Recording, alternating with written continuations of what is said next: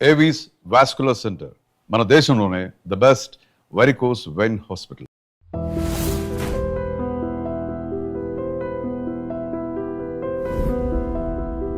వచ్చిన 15 రోజుల్లో 3 రోజులు వీళ్ళని చూసి ఇంకో 3 రోజులు వాళ్ళ అత్తగారిని చూసి ఇంకో 2 రోజులు షిరిడి వెళ్ళి 1 రోజు తిరుపతి వెళ్ళి మిగతా 2 రోజులు ఆ ఎయిర్పోర్ట్లో గడిపి వెళ్ళిపోతారు.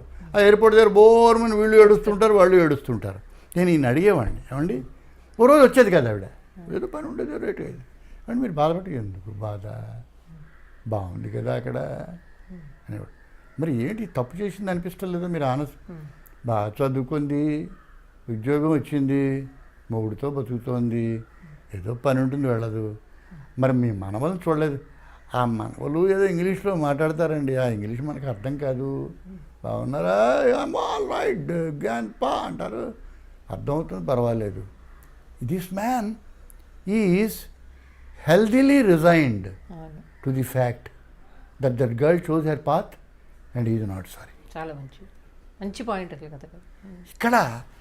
ఇక్కడే ఈ పాత్ర పట్టుకుంది నన్ను. ఎవరో అక్కడ రాఘవరావు ఎవరో ఉండేవాడు ఆంధ్రప్రభ వీక్లీ, మీ నవల రాయని గురుగారు అని.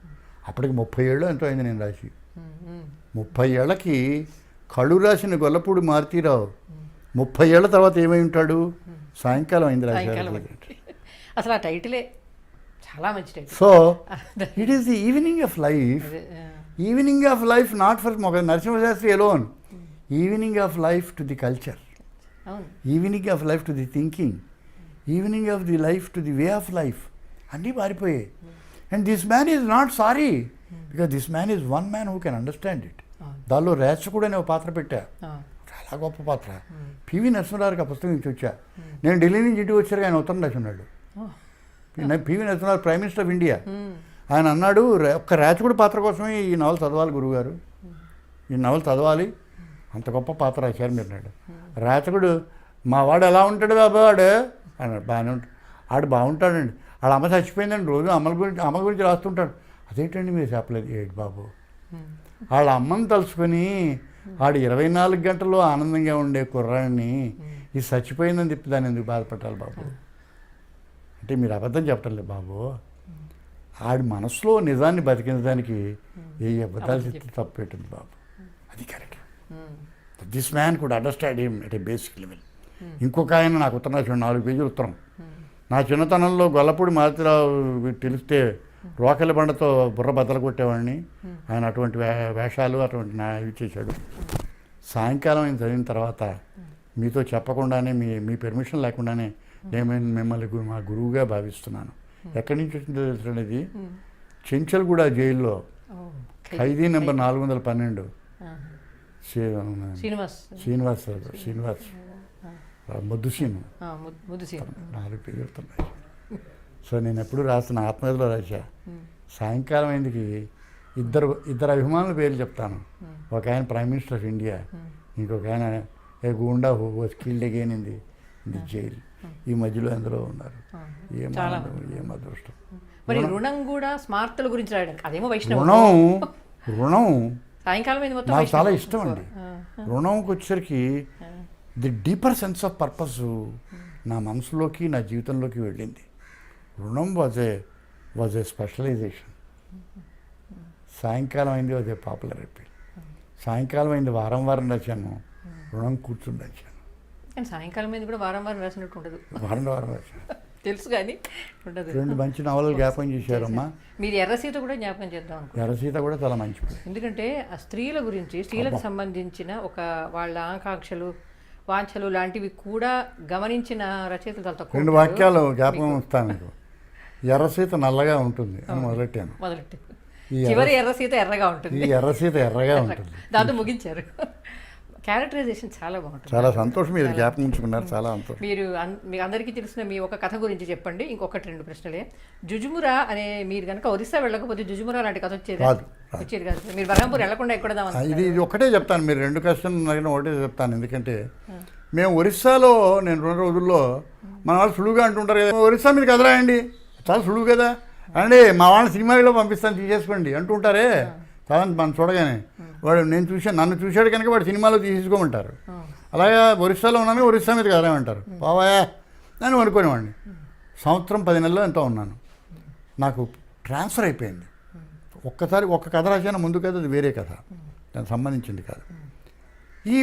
ఆ ట్రాన్స్ఫర్ అయ్యి నా కుటుంబాన్ని తీసుకెళ్ళిపోవడానికి వచ్చిన సందర్భంలో లైక్ ఏ ఫూల్ ముగ్గురమో కలిసి 3 స్కూటర్ల మీద ఆ డెంకనాలు అంగూల్ మధ్య నుంచి అలాగే భువనేశ్వర్ వెళ్ళాం. When we're returning on scooters, ఒక స్కూటర్ విలేజ్లో ఫెయిల్ అయింది. తెల్లవారుజామున అది చూస్తే ఆ ఊరు పేరు, ఆ గ్రామం పేరు Jujumura. For some strange reason it shot up. నాకు రచన చేయాలనిపించింది. ఏంటది? సంబల్పూర్ నుంచి, తెలుగుదేశం నుంచి వచ్చిన అచ్చమైన తెలుగువాడు బట్టలు అప్పుడప్పుడు అమ్ముకుంటూ 3 నెలలకు ఒకసారి భువనేశ్వర్ దాకా వెళ్తాడు. వాడు బస్సులో ఎక్కితే అక్కడి నుంచి అక్కడ ఏది దాని ముందుది ఉంది, అక్కడ దాకా వెళ్ళే ఒక అమ్మాయి ఎక్కింది. ఆ అమ్మాయి అరవ దేశంలో ఉంటున్న తెలుగు అమ్మాయి. అక్కడ కదా Jujumura is the place where they talk with each other. వీడికి తెలుగువాడు, ఆమె ఒరియా రాదు. ఆ అమ్మాయి తెలుగు వచ్చిన ఒరియా దేశంలో పెరిగిన పిల్ల తెలుగులో వీడిని పలకరించింది కథ అయిపోతే. It is not a boy meet a love story, దానికి పెద్ద రేంజ్. నాతో వంశీ అంటాడు, వంశీకి అభిమాన కథ జుజుమురా. గీతాంజలి కంటే ముందు మీరు రాశారు గురువుగారు, అది దేశానికి తెలియదు అంటాడు. తర్వాత మీరు అన్నట్టుగా ఐతివృత్తంతో చాలా వచ్చాయి, చాలా బాగా వచ్చాయి. కానీ మీరు మొదట రాశారు, చాలా వచ్చాయి, చాలా మంది రాశారు. తెలియడం ఎందుకే, నాకు నేను చేసింది అన్న విషయం నాకు తెలిస్తే గొప్ప విషయం కదా. నా పెళ్ళం అందంగా ఉందని నాకు తెలిస్తే చాలు, మిగతా వాళ్ళకి తెలియక్కర్లేదు. Jujumura was a great story, one of my great stories. తర్వాత అది అంతా నన్ను తీయమన్నారు యాక్చువల్గా. దాన్ని నేను పిక్చర్ తీద్దాం అనుకున్నాను. అది ఆ టీటీడీసీ ఏదో ఎన్టీటీవీ ఎన్డీటీవీ ఏదో వచ్చింది. ఓపిక తగ్గిపోయింది.